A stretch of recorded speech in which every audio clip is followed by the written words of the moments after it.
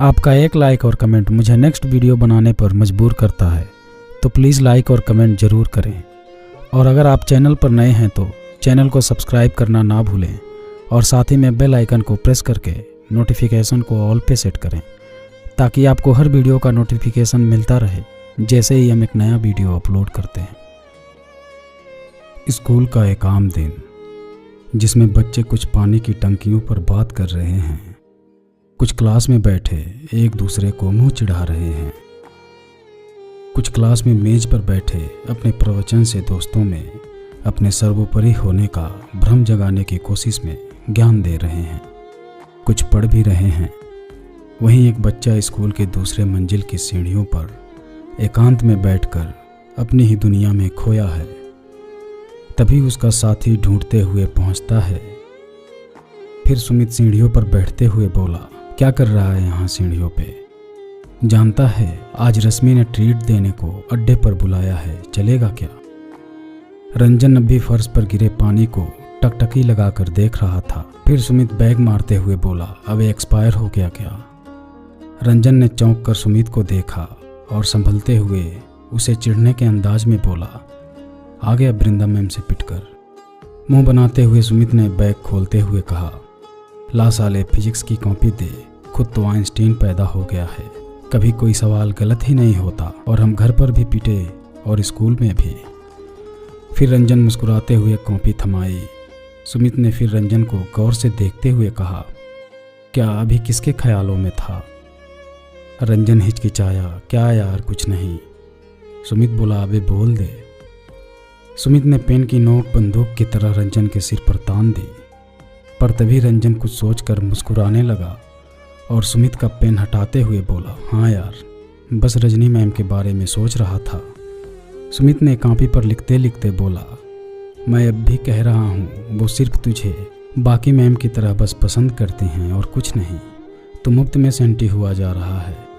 तब तक रंजन फिर किसी दुनिया में जा चुका था। रंजन को कुछ वक्त पहले क्लास में जब उसकी कॉपी पर अच्छा काम देखकर उसके गाल पर प्यार से रजनी ने जो हाथ फिराया था, वो अभी भी चलता महसूस हो रहा था। ये सब उसके शरीर में गुदगुदी दौड़ाने के लिए काफ़ी था, इसलिए ही वो मुस्कुरा रहा था। सुमित ने गले में हाथ डालते हुए कहा, अबे वो रजनी मैम तुझे बच्चा समझ के प्यार करती है, तू मरा जा रहा है। और वो अंजलि फिर तेरे लिए पराठे लाई थी, वो कुछ नहीं। रंजन ने चौंक कर खड़े होते हुए कहा, तूने उसे बताया तो नहीं मैं यहाँ हूँ? सुमित ने शरारती मुस्कुराहट से कहा, मैं तेरा सच्चा यार हूँ, बस यार पराठे खाकर इतना बोल दिया कि तुझे पराठे अच्छे लगे। पेट पर घूंसा मारते हुए रंजन ने सुमित को गिरा दिया और बोला, अबे साले खा खा कर ढोल हो गया है। फिर सुमित पेट पकड़कर लेट गया। रंजन गंभीर होते हुए सुमित के पेट को सहलाकर पूछने लगा, सॉरी यार, ज़्यादा तेज लग गया क्या? सुमित ने सीढ़ियों पर लेटे मुस्कुराते हुए कहा, अबे इतने टेस्टी पराठों के लिए मैं इससे ज़्यादा दर्द झेल सकता हूँ। फिर रंजन ने सुमित के पैरों पर लात मारी और चलते चलते बोला, साले अगर अगली बार तू मेरा नाम लेकर पराठे खाया तो तुझे लूज मोशन की 10-12 गोलियां खिला दूंगा। अब चल आ जा। रोहिणी मैम क्लास में लेट आने वालों के साथ क्या करती है याद है या नहीं? इसे सुनकर सुमित भी पीछे पीछे चला गया। रंजन एक 14 साल का पढ़ाई में होनहार पर दिखने में ठीक ठाक लड़का था। उसके चेहरे पर उसकी हमेशा रहने वाली मुस्कुराहट उसे सभी से अलग करती थी। अभी उसकी ज़िंदगी घर से स्कूल और घर से ट्यूशन तक ही सीमित थी, पर रंजन भी था तो एक लड़का ही, और वो भी इस खतरनाक उम्र में जिसमें सामान्यतः सभी अपना पहला प्यार पाएं या ना पाएं, पर पहले आकर्षण से कोमल मन को उलट पुलट होने से नहीं बचा पाते। ऐसा ही रंजन के साथ हो रहा था। और इन दिनों रंजन पहले प्यार के उलझनों में जवान हो रहा था, और ये प्यार था या आकर्षण ये उसे भी नहीं पता। और उस पर एक और मुसीबत, पहला प्यार आया भी तो किस पर? उसकी मैथ की टीचर रजनी पर। रंजन के घर में कोई ज़्यादा सदस्य तो नहीं थे। उसकी बड़ी बहन चांदनी MBA करके दिल्ली में नौकरी कर रही थी। प्रोफेसर माँ सुमन और बिजनेसमैन पिता अशोक के बीच अब रंजन ही केंद्र बिंदु था। इसलिए रंजन को अपनी किसी मांग को पूरा करने के लिए 24 घंटे से ज़्यादा इंतज़ार कभी नहीं करना पड़ता था। पर साथ भी रंजन की हर मांग पूरी होने की और वजहें भी थी, जैसे उसका सामान्य से ज़्यादा संवेदनशील होना, हर काम को बहुत जल्दी सीख जाना और फिजूल खर्ची नहीं करना। उसके माँ और पिता दोनों को ही उसकी हर मांग को जायज़ मानना काफ़ी था। रंजन को उसका भविष्य बनाने को लेकर चिंता की ज़रूरत कभी उसके पिता के जैसा बिजनेसमैन बनने की आकांक्षा के कारण महसूस ही नहीं हुई। सुमित मध्यम वर्गीय परिवार का इकलौता बेटा था और रंजन का इकलौता दोस्त भी। सुमित के शौक थे पसंद का खाना और शतरंज खेलना। उसके भविष्य को लेकर बहुत सपने थे, पर रोज़ बदलते रहते थे। वो डिल्डोल में मोटा होने के कारण क्लास में मजाक का पात्र जरूर बन जाता था। रंजन का साथ उसे सब भुला देता था। उनके ही क्लास की एक लड़की बड़ी सुंदर, मासूम और हंसमुख अंजलि थी, जो रंजन से बेइंतहा प्यार करती थी। उसका हर दिन रंजन का फ़ोटो देखकर शुरू होता था। फिर सारा दिन रंजन के आगे पीछे घूमने के बाद, शाम को उसके साथ बाइक पर ट्यूशन जाने के बाद भी, रात को फ़ोन पर भी उसकी बातें होती थी। अंजलि के प्यार के बारे में रंजन को छोड़कर सभी जानते थे, पर रंजन को लगता था कि रजनी मैम ही उसका पहला और आखिरी प्यार है। रजनी सुमित की पड़ोसी भी थी, इसलिए अक्सर सुमित उनके साथ उनकी स्कूटी पर आता दिखाई दे जाता था। तो उसकी किस्मत से रंजन को जलन होने लगती थी कि कैसे ये रजनी मैम के साथ बैठा है और मैं तो केवल स्कूल में ही उन्हें देख सकता हूँ, और ये तो उनके साथ घर तक जाता है। आखिर वो मैम का पड़ोसी है। सुमित क्या करता, मन महसूस करके रह जाता था। इधर अंजलि को हर हाल में बस रंजन का साथ चाहिए होता था और रंजन के घर से बस कुछ दूर ही रहती थी, इसलिए उसी के साथ बस में आती जाती थी। रंजन की तरह ही अमीर घर की शहजादी थी और उसके पिता विदेश में रहते थे। वो अपनी माँ उर्मिला और एक छोटे भाई के साथ रहती थी। अंजलि के परिवार को यहाँ रहते कुछ साल ही हुए थे, पर अंजलि की माँ और रंजन की माँ में अच्छी दोस्ती हो गई थी, क्योंकि लगभग रोज़ ही उनकी मुलाकात रंजन के बस स्टैंड पर हो जाती थी। अक्सर रंजन अपनी बाइक पर अंजलि की माँ को मार्केट ले जाना, उसके घर के कामों में हाथ बटाना भी आम बात थी, इसलिए दोनों परिवार काफ़ी घुल मिल चुके थे। अंजलि की माँ से भी अंजलि का रंजन के लिए प्यार कोई छुपा नहीं था, इसलिए एक बार अंजलि की माँ ने इस बारे में रंजन की माँ से बात की। अंजलि की माँ ने कहा, रंजन इतना प्यारा है कि उसे प्यार करे बिना कोई रह ही नहीं सकता। रंजन की माँ ने अंजलि की बात के भाव से अनजान होने के कारण कहा, वो तो है, पर आज ये तुम्हें कहने की ज़रूरत क्यों पड़ गई। अंजलि की माँ ने मुस्कुराते हुए बात को आगे बढ़ाया। वो बोली, आज कुछ खास हुआ इसलिए कहना पड़ा। रंजन की माँ ने आश्चर्य से पूछा, ऐसा क्या हो गया। अंजलि की माँ ने सपाट लहजे में कहा, अंजलि रंजन को बहुत प्यार करती है। रंजन की माँ ने सामान्य होते हुए कहा, तो इसमें कौन सी नई बात है, अभी खुद ही तो तुमने कहा कि रंजन इतना प्यारा है कि कोई भी उसे प्यार करने लगेगा। अंजलि की माँ ने अपनी बात का मतलब ना समझते देख रंजन की माँ के हाथ पर हाथ रखकर बोली, सुमन वो प्यार नहीं, वो वाला प्यार। रंजन की माँ ने समझने की कोशिश करते हुए कहा, वो वाला, कौन सा वाला। अंजलि की माँ ने खुलकर कहा, गर्लफ्रेंड बॉयफ्रेंड वाला। अब रंजन की माँ ने चौंकते हुए कहा, क्या सच में, तुम्हें कैसे पता चला। अंजलि की माँ गहरी सांस लेते हुए बोली, मैंने देखा कि सुबह सुबह वो फोटो को छूकर सिर से लगा रही थी। रंजन की माँ ने असमंजस में कहा, मतलब। अंजलि की माँ ने समझाया, वो मैं अंजलि के पापा के फ़ोटो को देख कर उठती हूँ और फ़ोटो छूकर सिर से लगाती हूँ। उसने मुझे ऐसा करते देखा होगा, इसलिए आज सुबह मैंने देखा कि वो अपनी किताबों के बीच में रखे फ़ोटो को छूकर सिर से लगा रही थी। पहले मुझे लगा भगवान का फ़ोटो देख रही है, पर जब उसके जाने के बाद मैं किसी काम से उसके कमरे में गई तो उत्सुकतावश मैंने किताबों के बीच टटोल कर देखा तो रंजन का फ़ोटो था, इसलिए ही मैंने आज ये बात तुमसे कही। अब रंजन की माँ थोड़ी गंभीर होकर सोचने लगी। अंजलि की माँ ने देखा तो उसे लगा उसने बात बताकर कुछ गलत कर दिया, तो बोली, सॉरी, अगर तुम्हें मेरी बात बुरी लगी हो तो माफ़ कर दो। पर मुझे शक तो उसकी बातों से पहले ही था, क्योंकि उसकी दिन भर की बातों में कई बार रंजन के बारे में ही बातें होती थी। वो अपने भाई तक को पढ़ाई के बारे में रंजन की बड़ाई करते हुए ही बताती थी। और तो और कभी मजाक में भी रंजन की तो बोली, सॉरी अगर तुम्हें मेरी बात बुरी लगी हो तो माफ़ कर दो। पर मुझे शक तो उसकी बातों से पहले ही था, क्योंकि उसकी दिन भर की बातों में कई बार रंजन के बारे में ही बातें होती थी। वो अपने भाई तक को पढ़ाई के बारे में रंजन की बड़ाई करते हुए ही बताती थी। और तो और कभी मजाक में भी रंजन की किसी बात को बुरा कहा तो ऐसे चिढ़ जाती है जैसे उसे ही बुरा कह दिया हो। ये सब सुनकर रंजन की माँ का चेहरा धीरे धीरे सामान्य हो चला था और मुस्कुराते हुए बोली, तो तुम ये क्यों नहीं कहती कि हमारी बेटी बड़ी हो गई है, अब उसके हाथ पीले हो जाने चाहिए, और हंसने लगी। अंजलि की माँ को मजाक समझ नहीं आया तो थोड़ा गंभीर हो गई। तो रंजन की माँ ने उस बात को समझते हुए अंजलि की माँ का हाथ दबाते हुए बोली, तुम क्या सोचने लगी, मैं मजाक कर रही थी। अंजलि की माँ को अभी भी लग रहा था कि रंजन की माँ को बात बुरा लगा है, पर वो हंसी में छुपा रही हैं। उसके भाव को पढ़कर रंजन की माँ ने आगे समझाते हुए गंभीरता से कहा, तुम्हें क्या लगा मुझे बुरा लगा इस बात का? ऐसा नहीं है। अगर मेरा रंजन लाखों में एक है तो अंजलि भी किसी से कम नहीं है। मुझे इस बात के कारण कोई दिक्कत नहीं, पर मैं इसलिए सोच में पड़ गई थी कि अभी हमारे दोनों बच्चे छोटे हैं और मैं उनके भविष्य के बारे में सोचने लगी, और साथ ही ये भी कि ये केवल उसका आकर्षण हुआ तो सब बिगड़ भी सकता है। अंजलि की माँ के चेहरे पर कई भाव आते चले गए और बात को सुनकर खुद ही सोच में पड़ गई। रंजन की माँ ने अंजलि की माँ की हालत देखकर माहौल हल्का करने को कहा। वो बोली, चल कुछ भी हो, तू वादा कर घर में या बच्चों से अभी इस बारे में कुछ नहीं कहेगी। वक्त आने पर मैं खुद ही बात करूँगी।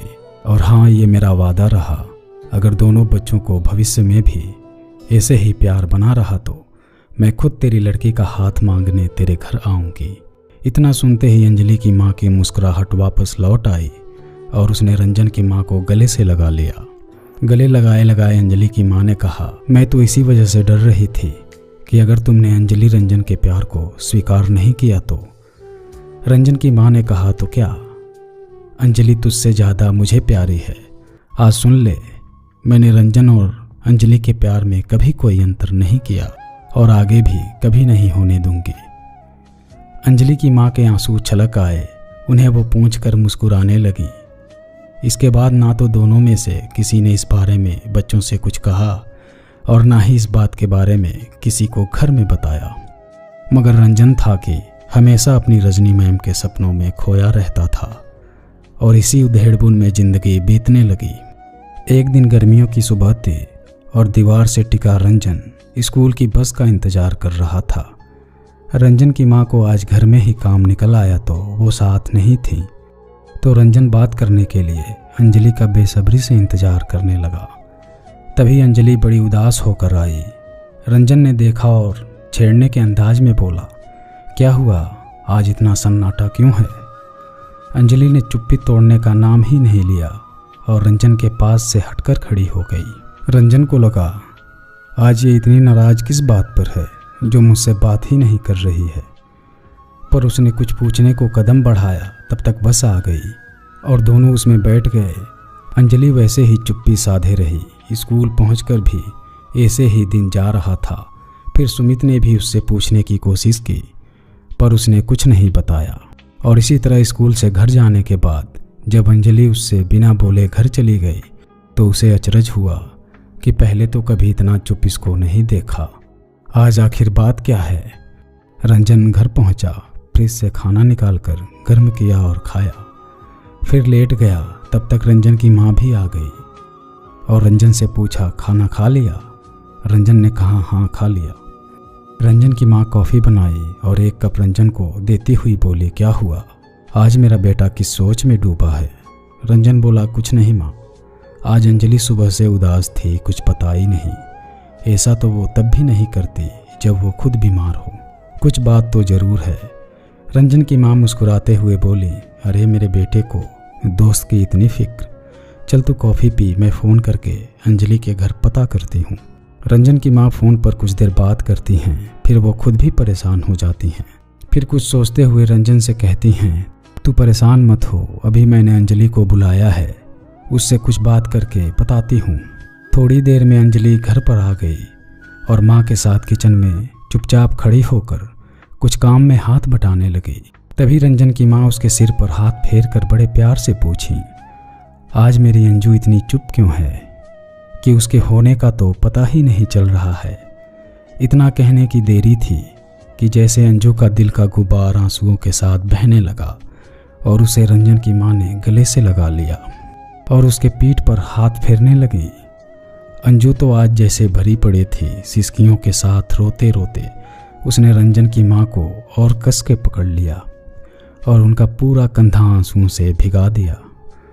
कुछ देर बाद जब आंसू कम हुए तब रंजन की माँ उसे रसोई से बाहर लेकर डाइनिंग टेबल के पास कुर्सी पर बिठाकर उसे पानी दी और फिर उसके आंसू पोंछकर उससे फिर से बड़े प्यार से पूछी, अंजू कुछ बताओ भी तो, अब कितना रोओगी? देखो अब तुम चुप नहीं हुई तो मैं भी रोने लगूंगी। इतना सुनते ही एक नज़र रंजन की माँ पर डाल अपने आंसू पोंछकर बोली, कल हमारे घर दादी आई थी। जब मैं स्कूल से घर पहुंची तो मम्मी से बोली, अब बहुत हुआ, इसकी पढ़ाई बंद कराकर इसके हाथ पीले करो, इसे क्या कलेक्टर बनाओगी? इस पर मम्मी ने कहा, अभी ये छोटी है, इंटर तो पढ़ लेने देते हैं, फिर सोचेंगे। दादी बोली, जैसी माँ वैसी बेटी, इसके छोटे छोटे कपड़े नहीं दिख रहे, पूरी घोड़ी हो गई है, तुझे शहर में क्या भेजा, बेशर्म हो गए हैं। इस पर मम्मी बोली, ये तो स्कूल ड्रेस है, सभी लड़कियां पहनती हैं। इस पर दादी ने कहा, देख मैं तो जा रही हूँ, पर आने दे मेरे बेटे को, फिर सबसे पहले इस लड़की की शादी ही कराऊंगी, तभी चैन से बैठूंगी। इतना कहकर दादी चाचा के साथ चली गईं, पर मुझे डर लग रहा है कि मेरी पढ़ाई का क्या होगा। रंजन की माँ ने अंजलि के हाथ को हाथ में लेकर बोली, अरे बेटा इतनी सी बात, मैं और तेरी मम्मी तेरे लिए इस पूरी दुनिया से लड़ जाएंगे, तेरी दादी क्या चीज़ है, तू बस पढ़ाई पर ध्यान दे। इतना कहने भर से अंजलि के चेहरे पर मुस्कान पूरे दिन में पहली बार लौटी थी। ये देखकर रंजन के चेहरे पर भी मुस्कान आ गई, जो उन दोनों की बातों को अपने कमरे के दरवाजे की ओर से सुन रहा था और अपने कमरे से डाइनिंग टेबल की तरफ बढ़ते हुए बोला, मम्मी किसी के शादी में गए कई साल गुजर गए, तो मम्मी लड्डू खाने कब चलना है? इतना कहना था कि अंजलि उठी और रंजन आगे आगे अपने कमरे की तरफ वापस भागने लगा। अंजलि पीछे पीछे बोल रही थी, रुक, आज तेरा मुंह ही लड्डू जैसा लाल कर देती हूँ। इतना कहते कहते रंजन बेड तक पहुंचकर पलटा, तब तक अंजलि डोरमेट से उछलकर रंजन के साथ बेड पर गिर गई। अंजलि अभी भी किसी ख्वाब की तरह एकटक रंजन की आंखों में देख रही थी और रंजन भी आज पहली बार उसे इतने नज़दीक से देख रहा था। अंजलि के शरीर की खुशबू रंजन की सांसों में घुलकर उसे मदहोश कर रही थी। पहली बार उसे उस छुअन का एहसास अजीब अजीब सा एहसास करा रहा था। रंजन ने अंजलि के गुलाबी चेहरे को कई बार देखा था, पर आज कुछ अलग लग रहा था, मानो गुलाबी गुलाब पर आंखें, नाक और होठ लगा दिए गए हों। अंजलि का मासूम चेहरा रंजन को किसी और दुनिया में ले गया।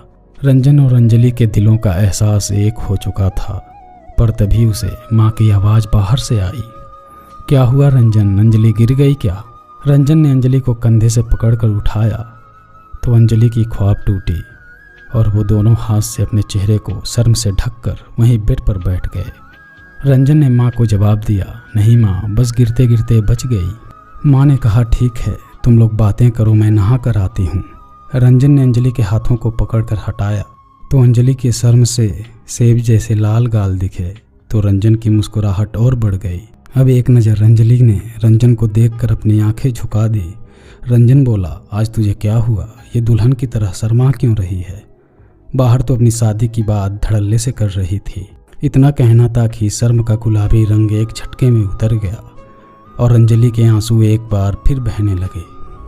रंजन को पछतावा होने लगा कि अभी तो जैसे तैसे चुप हुई, इसे फिर से रुला दिया, तो बोला, सॉरी, मुझे माफ़ कर दे, मेरे कहने का वो मतलब नहीं था, प्लीज़ अब मत रो। अंजलि फिर रोए जा रही थी तो रंजन ने उसके पैरों के पास बैठकर उसके हाथों को हाथ में लिया और बोला, देख बड़ी मुश्किल से तेरे चेहरे की हंसी लौटी थी, मुझे माफ़ कर दे, अब दोबारा ऐसा नहीं करूँगा। अंजलि रोते रोते बोली, तो ऐसी बात क्यों करते हो? रंजन ने दोनों कान पकड़ते हुए कहा, अब बस ले, कान पकड़कर माफ़ी मांग रहा हूँ, अब तो माफ़ कर दे। अंजलि अपने आंसू पोंछते हुए, नहीं करूँगा। अंजलि रोते रोते बोली, तो ऐसी बात क्यों करते हो? रंजन ने दोनों कान पकड़ते हुए कहा, अब बस ले, कान पकड़कर माफ़ी मांग रहा हूँ, अब तो माफ़ कर दे। अंजलि अपने आंसू पोंछते हुए बोली, ठीक है, इस बार माफ़ कर दिया, पर दोबारा बोला तो समझ लेना। रंजन मुस्कुराते हुए बोला, ये हुई ना बात, पर अब मुझे बस एक दुख है, एक शादी की दावत का नुकसान हो गया। और खिलखिलाने लगा। इतना सुनकर रंजन के सीने पर मारते हुए रंजन के गले लग गई। रंजन भी उसके सिर पर हाथ फेरने लगा। रंजन और अंजलि दोनों ही बस ऐसे ही गले लगे थे। दोनों की आंखें बंद हो चुकी थी, सांसें दोनों जैसे एक साथ ले रहे थे और उनका अलग होने को दिल ही नहीं कर रहा था। तभी बाहर से माँ की आवाज़ आई, रंजन, अंजलि चली गई क्या? रंजन के बोलने से पहले अंजलि ने रंजन से अलग होते हुए कहा, नहीं आंटी, अभी नहीं, अभी यहीं हूँ। ये कहते कहते एक बार फिर रंजन को देखकर अंजलि मुस्कुराई और रसोई की तरफ चली गई। और रंजन उसके जाने के बाद अपने बेड पर लेटकर अंजलि के मासूम चेहरे और उसकी प्यारी मुस्कुराहट के बारे में सोचने लगा। ऐसे ही लेटे लेटे उसे नींद आ गई और फिर हड़बड़ाकर तब नींद टूटी जब उसे माँ के चीखने की आवाज़ आई। आगे की कहानी मैं आपको नेक्स्ट वीडियो में बताऊंगा। अगर आपकी भी ऐसी कोई लव स्टोरी है तो आप हमें इंस्टाग्राम पर भेज सकते हैं, लिंक डिस्क्रिप्शन में है। उम्मीद करता हूँ आपको ये कहानी पसंद आई होगी। अगर आपको ये कहानी पसंद आई हो तो वीडियो को लाइक, शेयर और हमारे चैनल को सब्सक्राइब जरूर कीजिएगा।